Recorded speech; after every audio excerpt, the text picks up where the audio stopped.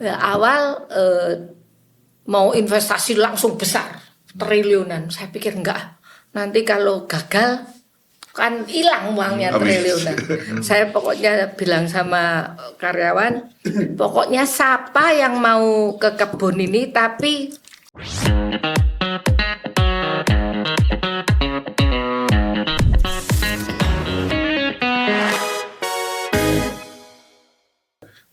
Shalom Bapak Ibu, Saudara sekalian, kita bersama kembali dengan Pelita Hati dan Lensa Hidup. Saudara, tetap bersama Pak Riki Wang. Ya. Dari awal kita bergumul tentang bagaimana melihat uang yang jadi berkat Tuhan. Tapi kali ini juga supaya betul-betul mengelola, apalagi kita sampai yang ke-15 investasi ya. Investasi Model banyak apapun yang bisa kita investasikan. Dan kalau sudah sampai investasi, berarti kan saya punya uang. Ya, berkat Tuhan itu ada dan mau saya kembangkan lebih untuk jadi berkat bagi banyak orang dan sebagainya. Yang bukan semata-mata saya lebih gede, tapi bagaimana titipan Tuhan itu saya pertanggungjawabkan. Nah, model-model investasi itulah yang kita pikirkan hari ini. Ya. Bersama dengan Ibu Weni, kalau nama kerennya Ibu Ratna Dewi. Ya, saudara, kalau ya udah berbicara Ratna Dewi, Jawa Pos sudah pasti tahu gitu ya. Silakan mungkin Bu Ratna kenalan dulu dengan kita, atau Bu Weni ya lebih gampang, kenalan dulu, baru nanti dia dari nol sudah sampai sekarang, wah luar biasa. Ya. kasih Boksunatan Pak Riki Wang. Shalom semuanya.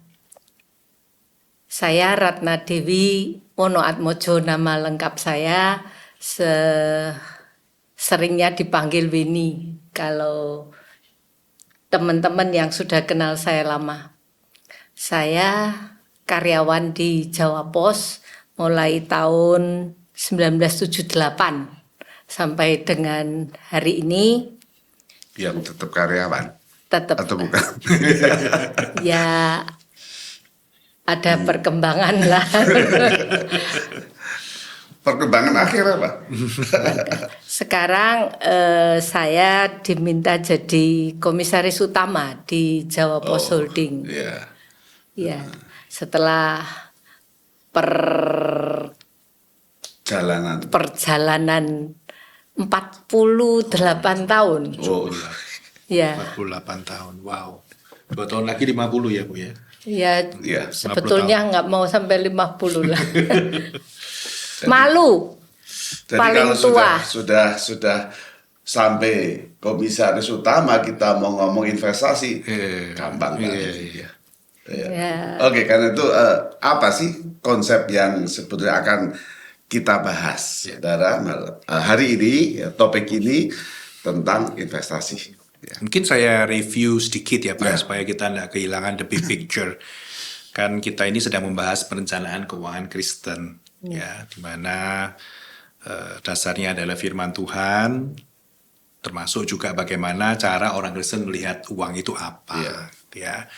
Nah, kita sudah bicara tentang hal-hal yang sifatnya foundational, itu bagian pertama, tentang calling, bahwa menghasilkan uang itu harus dari profesi yang merupakan panggilan dari Tuhan, misalkan itu.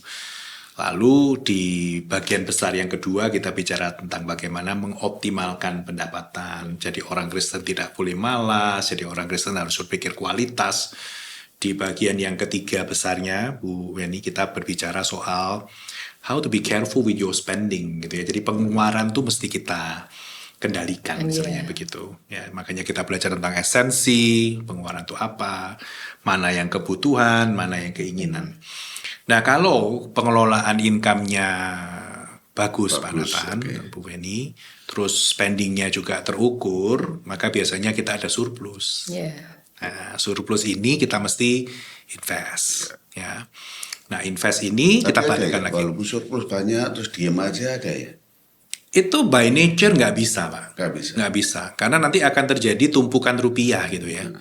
Nah, tapi model-model orang gitu ya udah Ada yang begitu. Kalau dia tipe profil risikonya sangat-sangat konservatif atau sangat-sangat takut risiko, ya sudahlah gitu ya. Tapi kalau dia dibukakan bahwa uang yang ditumpuk itu nilainya Bisa turun, lebih. nah, kalau didiamkan ya, nilainya didiamkan. turun. Tapi kita gini, waktu kita bicara ini dalam bingkai kekristenan,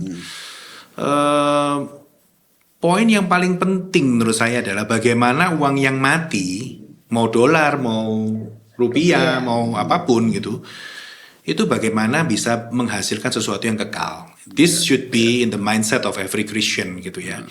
Nah kalau sudah ngomong begini, maka ketika kita punya uang lebih pun, Christians itu diharapkan tidak hanya misalkan ikut-ikutan. Wah ini lagi cuan nih gitu ya. Wah rame-rame sedang apa ini nabrak kripto misalkan atau ada saham tertentu. Enggak seperti itu. Tapi kita balikkan. Saya buat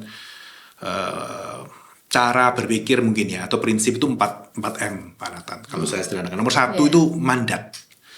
Jadi uang ini ada, kita tahu ini uang not ours, ini from the Lord, Jelas gitu ya. Tuhan yang punya. Oke. That's why maka kita tanya dong, Lord, what do you want me to do with this money? Gitu ya, mau diapakan? Itu mandat namanya. Kita tunggu perintah Tuhan itu apa? Itu satu. Terus dan kita sudah bahas. Yang kedua adalah nggak cuma itu, kita mesti belajar market. Pasarnya lagi apa nih? Lihat pasar yang Betul. sekarang Ya, terus kalau misalnya ada orang bilang kebutuhan ya. kamu harus bisnis ini, oke, doain. Kayak Tuhan juga masih memberikan pimpinan gitu ya. Kita sambil studi. Oh, produk saya itu keunikannya apa?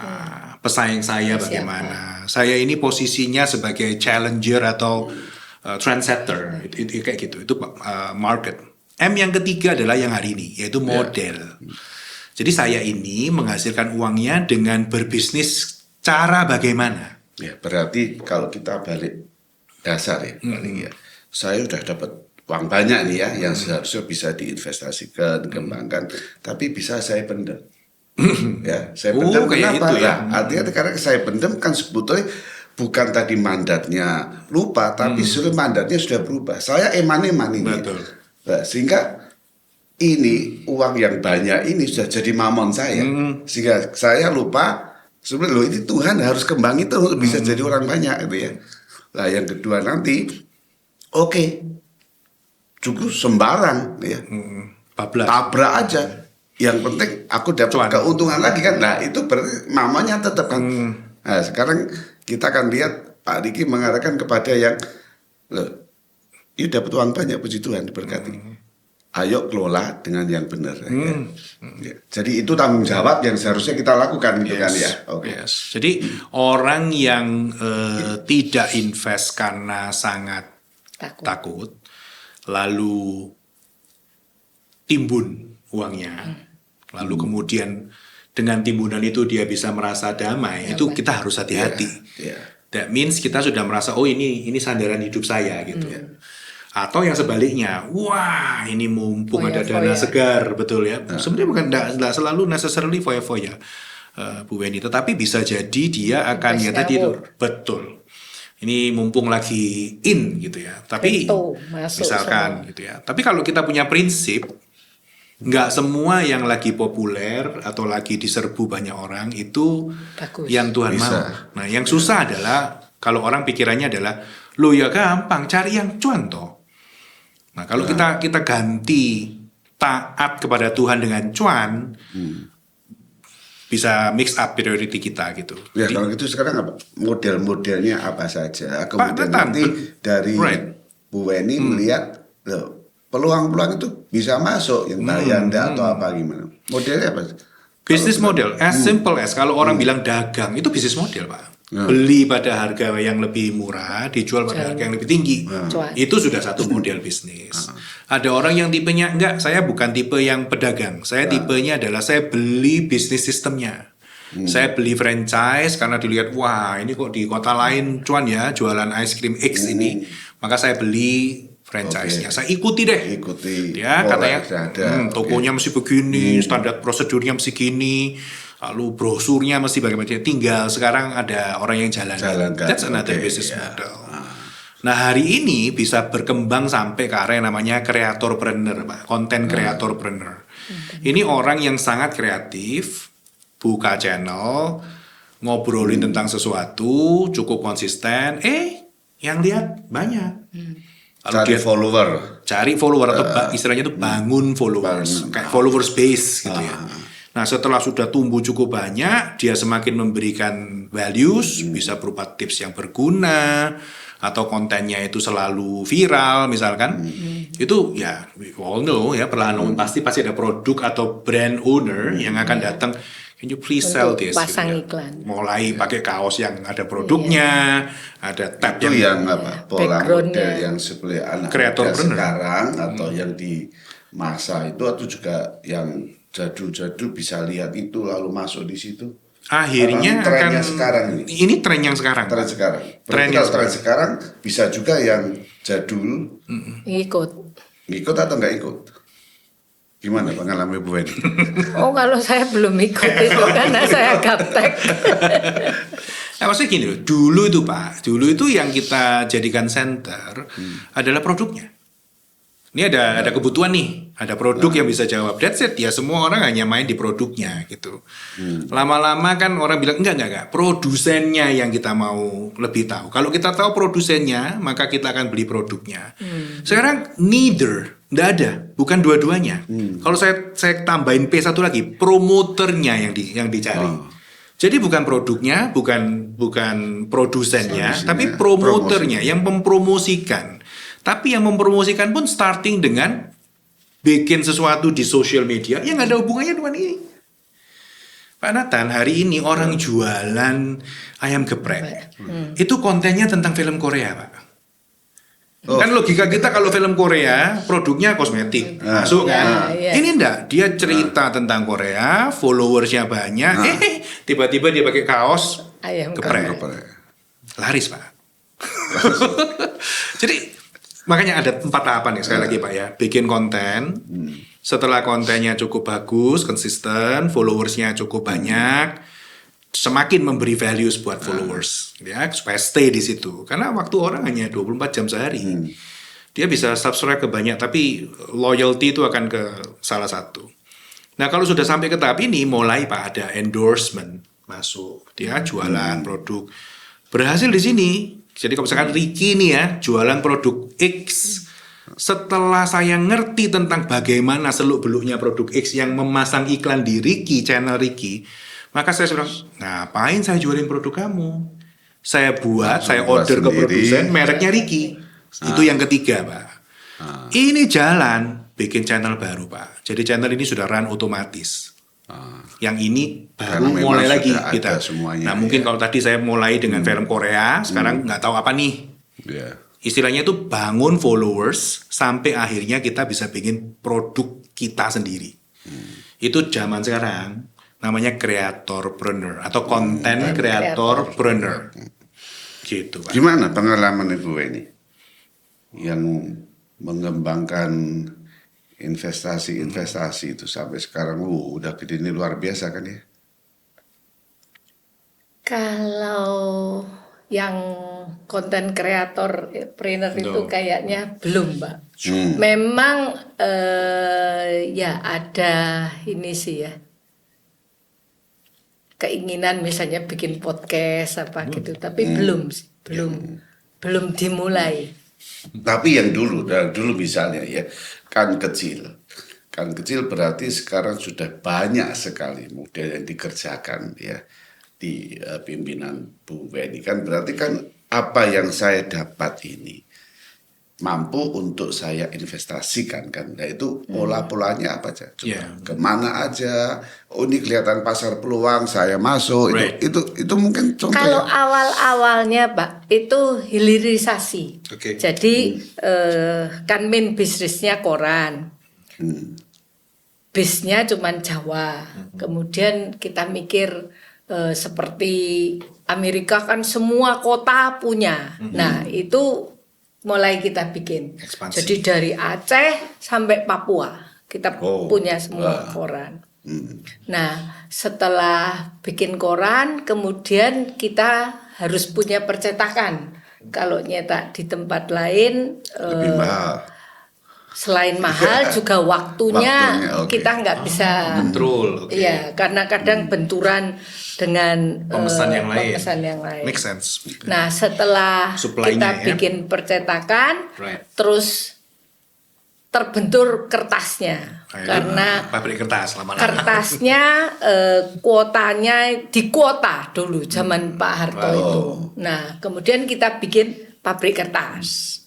Nah, selain Kertasnya terus mikir kayunya. enggak. Enggak sampai ke Karena hutan. bahan Bubur bakunya kertasnya. recycle paper. Recycle paper. Oke. Recycle paper. Nah, setelah itu kita lengkapi, ada ekspedisi untuk ngirim korannya. Tapi itu semua kan Pak Dahlan sebetulnya yang punya ide itu. Nah, Expansions. saya yang ngembangkan itu bukan untuk support Jawa Pos. Jadi misalnya percetakan. Waktu itu kan cuma nyetak Jawa Pos. Saya tidak tahu, tapi mungkin ya kalau kita selalu bersandar sama Tuhan itu dikasih hikmat gitu, Pak. Padahal saya kan tidak punya modal, ilmu jujur saya kan tidak punya. Karena 3S itu. Tapi waktu itu saya bisa mikir, kalau nyetak Jawa Pos saja kayaknya mesinnya idle karena kapasitasnya gede banget. Over capacity. Terus gimana ya kita bikin tidak cuma nyetak Jawa Pos. Jadi Kebutuhan lain dipenuhi. kita nyetak buku-buku I see. dulu, buku-buku pelajaran, terus nyetak brosur-brosur. Advertisement juga. Nah, terakhir packaging. Packaging. Sebetulnya ya nggak terakhir lah, sudah lebih dari 10 tahun. Jadi bisa nyetak box-box obat, pokoknya makanan segala macam itu. Tempat Ya, kemasannya. terus pabrik kertas itu. Kalau cuma nyetak kertas koran aja kayaknya kurang Masih kurang ini lagi. ya, karena kan ya terbatas gitu. Saya bilang harus bisa produksi kertas lain, terus produksi kertas putih, sekarang ke coklat, segala macam gitu. Nah, kemudian Itu tanpa tambah kapasitas mesin atau tambah ya, bukan tambah. mesin yang sama ya, No, tapi no. right. Tapi mesin yang sama itu dimaksimalkan. Right, Jadi right. bukan cuman produksi Newspaper. kertas newsprint aja. Yes. Terus terakhir koran kan mulai turun-turun. Waktu itu saya itu bisa timbul ini, Indonesia ini kan negara agraris. Lebih baik kalau gitu kita masuk agraria. Jadi kita masuk plantation. Agriculture. Saya oke. pikir plantation ini lifetime-nya cukup Panjang. 25 tahun. Setelah 25 tahun replanting, saya pikir kalau koran ini Sunset. lagi sunset, ini ada penggantinya gitu. Awal mau investasi langsung besar, triliunan. Saya pikir enggak. Nanti kalau gagal kan hilang uangnya Habis. triliunan. Saya pokoknya bilang sama karyawan, pokoknya siapa yang mau ke kebun ini tapi syaratnya berani miskin. Jadi nggak pakai fasilitas yang mewah-mewah. Mau hidup di dalam kebunnya, nggak boleh di kota. Ada karyawan Orang yang mau gitu ya. Iya, kita kirim ke sana. Hidup desa bayaran tinggi. Enggak. Oh enggak juga. Gaji sama. Sama. Enggak ada perubahan. Terus Nanam apa Bu waktu itu? Sawit. Sawit. Kelapa sawit. Plantation sawit itu. Iya. Terus semua banyak kasih tahu saya, apa? Wah, itu bahaya. Persoalannya berat, berhadapan sama masyarakat apa macam-macam, pokoknya menakutkan semua. Saya bilang, Tuhan, saya ini nggak ngerti apa-apa, saya bilang gitu. Tapi saya belajar. Saya percaya Roma itu, nggak tahu Roma berapa saya lupa ya. Barang siapa yang percaya kepadanya tidak akan dipermalukan. Saya bilang, Tuhan, saya percaya janji Tuhan, walaupun saya ini pokoknya saya ini jangan ngisi-ngisi nih gitu. Karena yakin menjalankan mandatnya. Iya. Terus kan itu investasinya cukup besar, tapi saya nggak mau yang besar sekali. Waktu itu jadi dari benar-benar dari nol. Jadi semua yang kita investasi awal itu dari nol. Jadi nggak pernah tahu-tahu 1.000 ton gitu nggak. Jadi kita bertahap 100 ton, berkembang seperti itu. Jadi ya common sense Pak, pakai Iya, Indonesia, koran lagi turun, tanahnya ini subur untuk apa, ditambah dengan prinsip yang sangat ini ya, nggak cepat-cepat besar. Iya. Plus orang diminta untuk nggarap merasakan, jadi Iya. nggak boleh hanya terima laporan dari kebun, tapi Iya. tinggal di kebun itu. Iya. Dia tahu. Bisa nggak gitu Pak, bahwa yang dilakukan Bu Eni ini adalah betul kalau intinya saya bilang saya jadi anak itu yang betul-betul bertanggung jawab. Ya.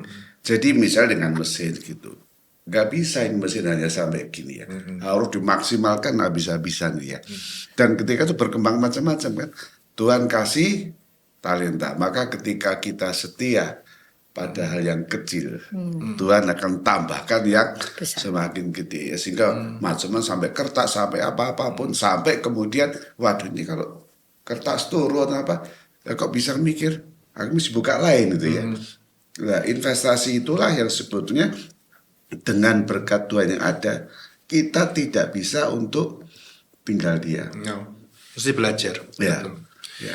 Saya tertarik yang tadi Pak, yang man itu, jadi orangnya diminta untuk stay di situ. Itu satu langkah yang menurut saya wow. Apa tujuan Ibu ini? Kalau misalnya apakah mau dimulai dari proses yang nol kecil sampai gede harus ada atau apa kenapa sih harus Begini, karena ini kan sama sekali bisnis baru buat Jawa Pos.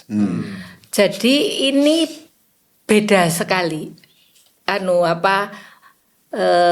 Mainannya kan beda. Kalau koran kan bisa sehari gitu, jos gitu bisa terbit, bisa besar. Yeah. Tapi kalau kebun ini saya Takes time, tunggu waktu. perlu tahu.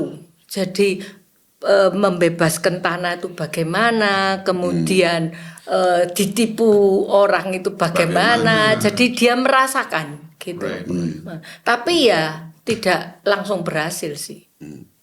ya tapi kan bisa kalau punya duit gede kan udah ambil plat udah jalan bayar Enggak, orang justru- semua. saya enggak mau. Iya. Justru itu yang kita mesti belajar, yaitu bahwa segala sesuatu kalau mau bagus ya takes time. Tahu proses. Betul. Ikut prosesnya. Jadi nggak Iya. cuma terima laporan yang baik-baik aja. Maka Iya. berarti sebetulnya yang ada dalam benak ya investor itu saya tidak mau akan cepat-cepat jadi. Very good. Karena kalau cepat-cepat jadi bahaya itu kan bisa cepat-cepat hilang kan. Tapi ketika proses dari awal itu diikuti terus sampai jadi ya punya pengalaman macam-macam ditipu Iya. ya dan pasti nggak nipu kan. Tapi bahwa lika-liku tanda petik ya, Plantation. tetap dimanapun kita ketemu orang-orang yang nggak beres, orang yang jahat, yang Tahu, apapun, itu iya. tahu semua gitu ya. Pengalaman ya. Iya, kita punya satuan, Mbak. Trust is good, monitor is better. Wah, Jadi walaupun Interesting, kita iya. percaya, tapi tetap dimonitor. Soalnya beberapa kali itu saya menemui, Pak. Jadi orang itu orang desa, lugu, jujur sekali. Terus kita percaya. Waktu itu kan kita sudah pindah di gedung, kembang jepunnya kan ditinggal, terus cuman terima iklan mini. Saya sudah ngingetin, itu iklan mini uangnya gimana? Oh anu Bu, tiap hari di store. Saya bilang, waduh jangan tiap hari di store-nya itu, suruh bang aja ngambil. Wah percaya Bu ini anak baik. Nggak sampai ini waktu tuh saya tanya, gimana penerimaan iklan dari kembang jepun? Loh, lah kok cuman sedikit.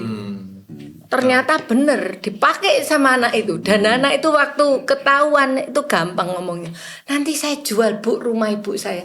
Terus kamu punya rumah berapa? Saya bilang gitu. 1. Lah kalau mbok jual, terus kamu mau tinggal di mana? Nah setelah itu saya bilang sama anak, nggak bisa. Percaya sih percaya, tapi tetap dimonitor. Memang saya ketemu orang yang biasa sudah bergelut di bisnis ya. Ya, bilang Pak Nathan, tetap siapapun tidak boleh percaya sama orang. Gitu ya. Saya mungkin susah percaya orang, Pak. Terus. Ini sebenarnya lebih masuk nanti di next episode sih ya. Kita Oh, bilang man and management. Oke. Tapi nggak apa-apa, memang betul, memang ini terkait model apapun bisnisnya, tetap bergantung ke people gitu ya, ke man, ke monitoring gitu. Jadi salah satu syarat untuk kita bicara soal model bisnis itu adalah kita bicara tentang ya mau belajar. Model ini apa? Jangan juga alergi dengan hal yang baru. Tapi kemudian juga pikirkan gitu ya, siapa yang akan dilibatkan di sini gitu. Ini menarik karena Bu Weni menarik karena dia tidak mau terima orang yang hanya berdasarkan resume, tapi mau tinggal di desa dulu Dan kontrol. dan dimonitor. Ya, saya datang. dimonitor terus. Datang sendiri. Dan saya ke kebunnya. No. Saya ikut Seeing is lihat believing ya, di foto di. Iya. Saya pernah dibohongin daunnya itu kayak karaten gitu. Terus saya bilang loh ini kok kena debu Bu, ini kan habis musim ngono kemarau. alasannya. Dia bilang gitu.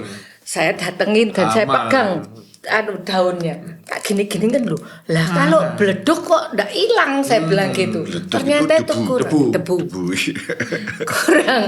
kurang magnesium apa kurang apa gitu loh sebetulnya. Ya, ya.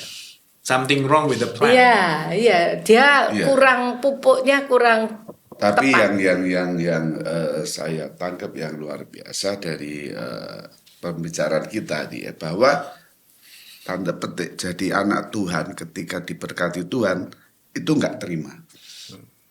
Nggak terima itu artinya oh ya Tuhan sudah cukup nggak ini.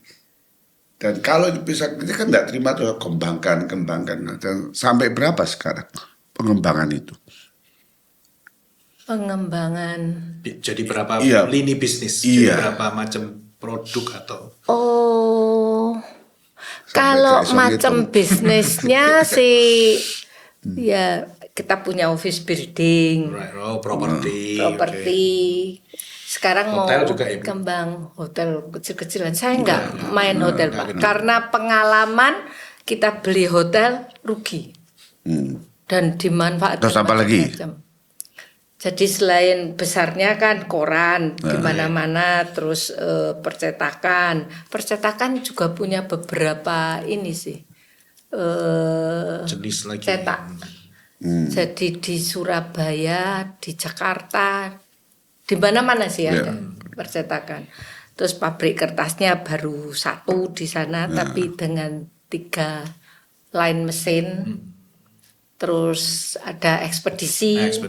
Ekspedisi kita mulai coba ekspor impor juga bisa nangani, tapi ya belum besar Tadi sekali. kelapa sawit. Terus terakhir itu kelapa sawit. TV kita punya tapi TV. nggak bagus. Ah. Saya nggak ikut sama sekali di TV karena nggak ngerti. Jadi saya nggak ikut.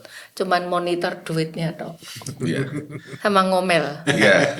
Jadi sekarang saya ini setengah satpam, Pak. Jadi Oh, iya. kerjanya, jadi saya nggak terjun ke bawah.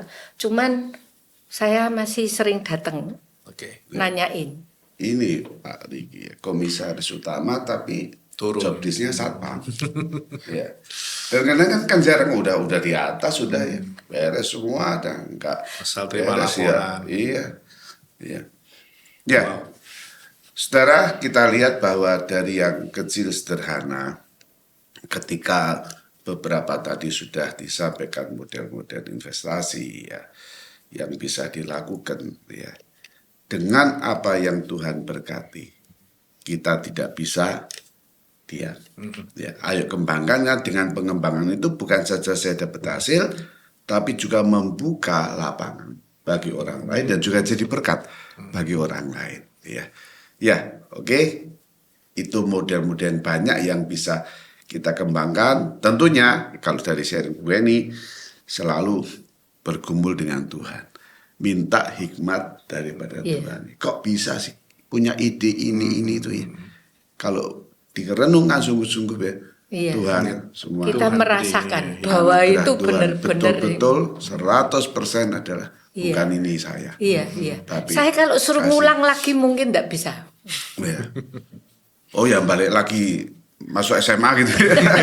Enggak, suruh Ya. mulai Ya, lagi. terima kasih Pak Riki, Bu Weni ya. Saudara, Tuhan berkati untuk bagian ini dan ayo kita terus kembangkan apa yang Tuhan berikan untuk kemuliaan nama Tuhan. Amin. Terima kasih. Amin.